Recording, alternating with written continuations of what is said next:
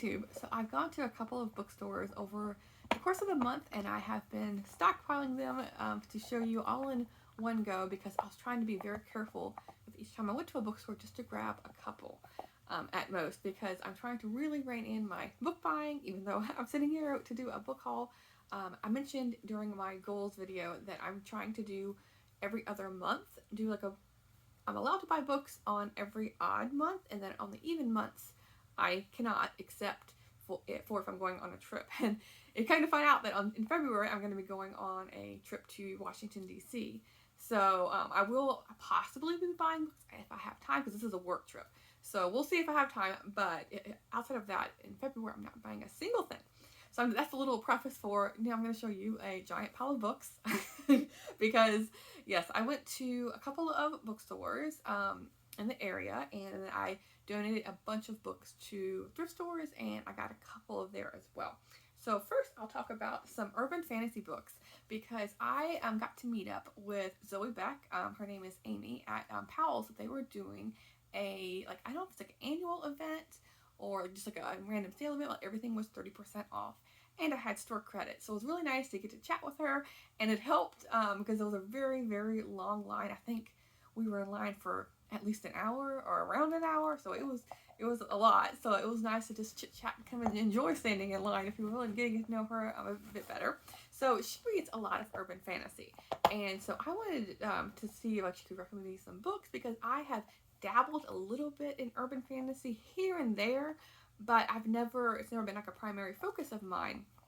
Although I can enjoy it. I mean, I like fantasy and whatnot. So I was like, why not try urban fantasy? And so she said this one in particular by Anne Bishop. It's written in red, and she was telling me how it seems like each of these books it seems to be like at least a 15 book series, and I can't remember how many books are in this series, but this is the first one.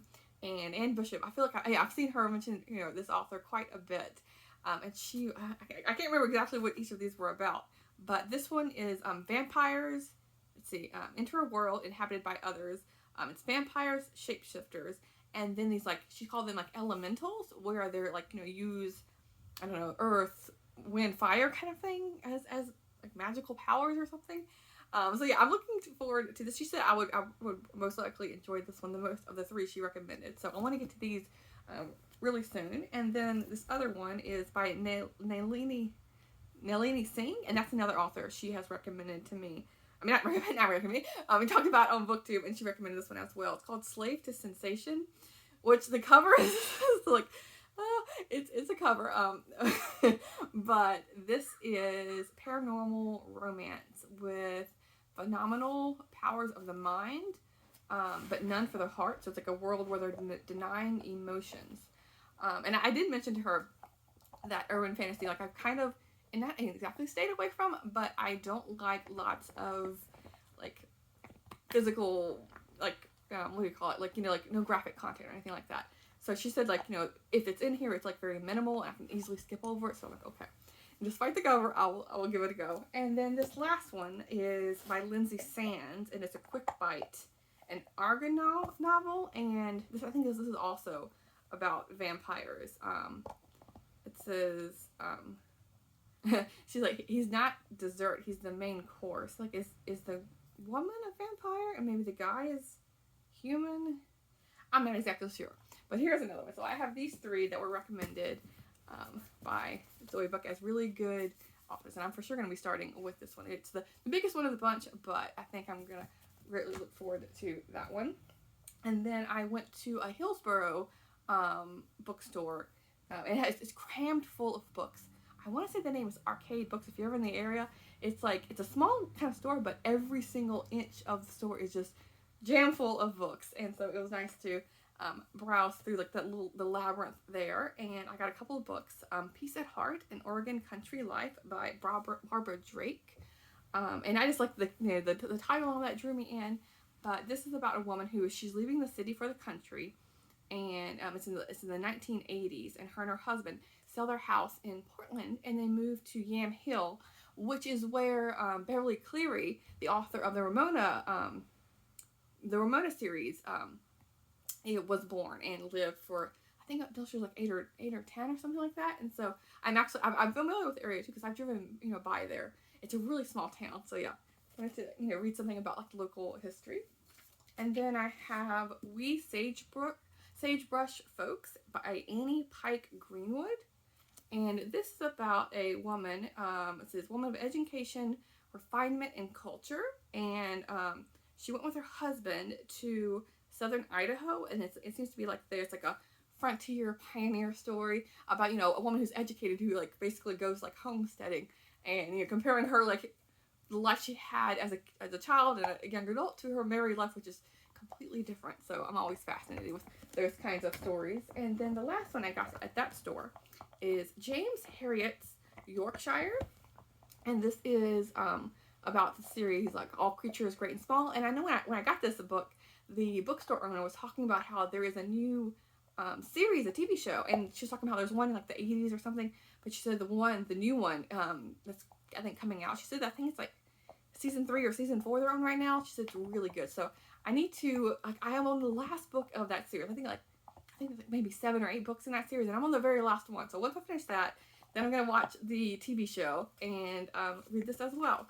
And it's full of basically like a nonfiction book about the author's inspiration and where he lived, like all over the valley and like the veterinary area, and so yeah, I just thought it'd be really interesting to get some more background on the books and the author.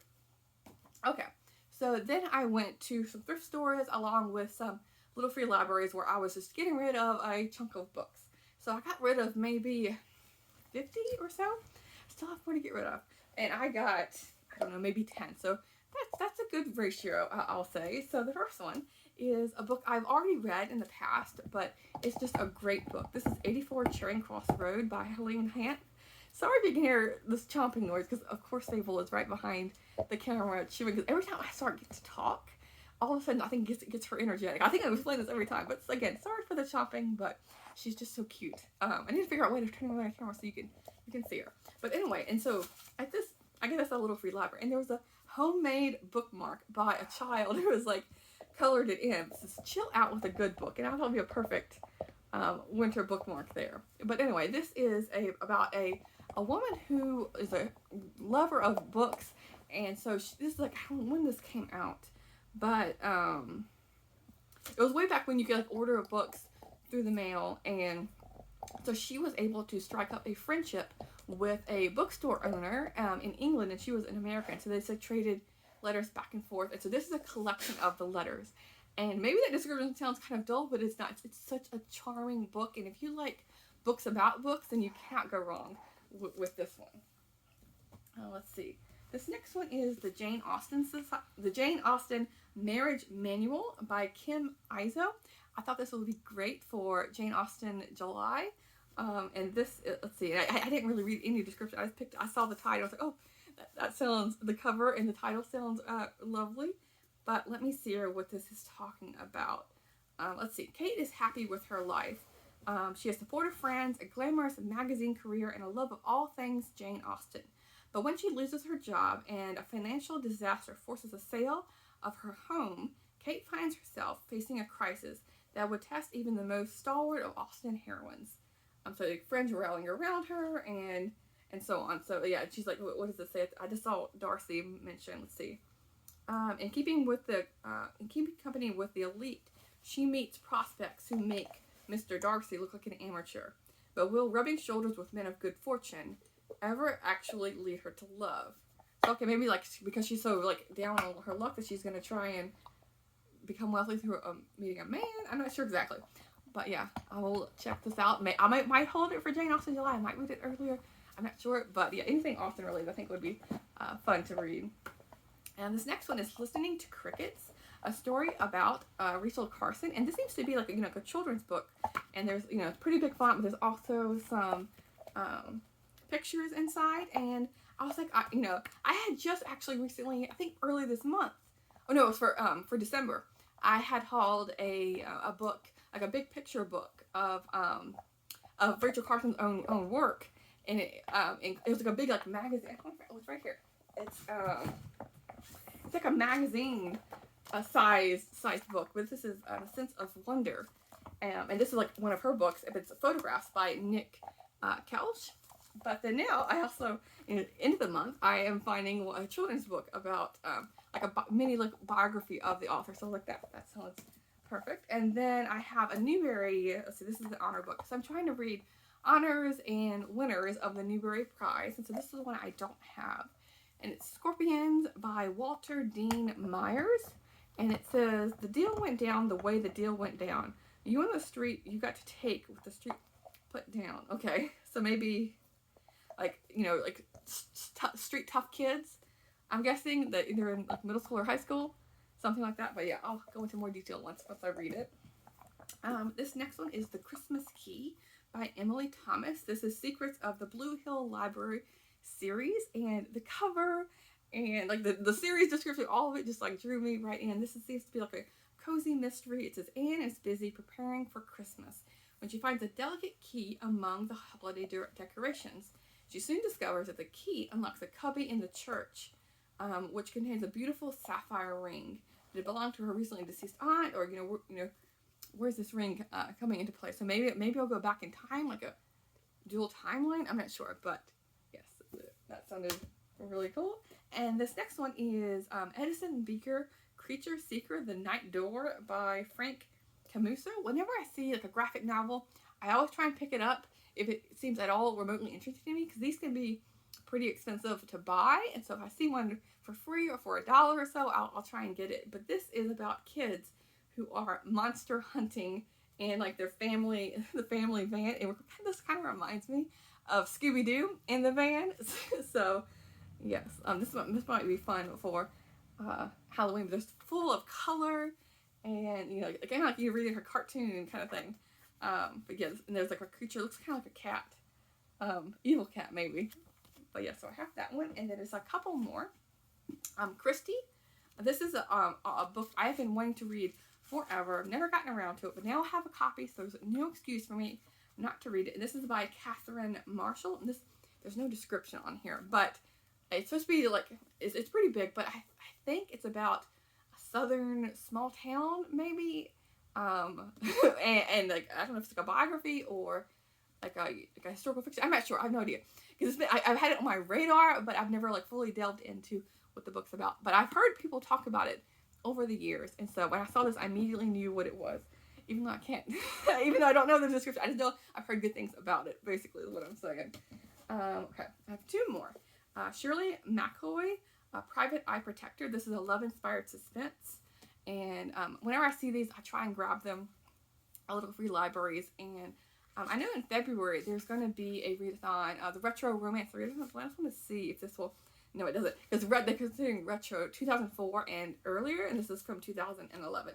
But I have read from this author before, and I do like her work. These are like very suspenseful, and there's some romance in there, but it's more like the background. Most of the story is focused on the investigation. So this one says, if only she could remember.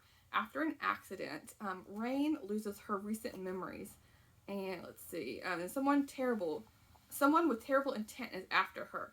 And then private investigator Chance assures her she's safe. And so yeah, I'm sure those two are going to get together at some point. And then this last one is another cozy mystery. This is No Greater Crime, a country store mystery by Maddie Day. And again, I love the titles and the country store mystery, all that. I love country stores. But whenever I go to small towns, I always try and go to like the general store or like the mercantile, something like that. I just love those kind of things. And so yeah, I wanted to get this one. And this one says, Robbie Jordan's Pans and Pancakes boast delicious eats and the best vintage cookware found in Southlake, Indiana. And now for a limited time, there's a new special feature on the menu, murder. So yes, there is that one. So yes, I don't think I'm going to be buying any more books because today is January 31st, and unless I make an online purchase or something, which I actually am contemplating, I almost never buy books online. But the Little House on the Prairie, a Little House Readathon, oh sorry, Fable's hitting the camera, with the Little House Readathon that's coming up in the beginning of February, that put on my radar that there is a South Dakota Historical Society. I want to say it's the publisher, that they came out with a new book on the Little House in the Big Woods, like more like breaking it down in like an annotated version, perhaps. And I want to look into that to see if I want to order it. Sorry for the readathon. Sorry, the cameras are all shaking around here and like off a little bit. But anyway, I just wanted to mention that because I might be getting that today before I'm like cut off from book buying, but we will see. And if I do, then I will talk about that for my my readathon TBR that'll be coming out later on, because that readathon is happening from February 7th through the 10th. So anyway, I'll talk to you in a little bit. Thanks, BookTube.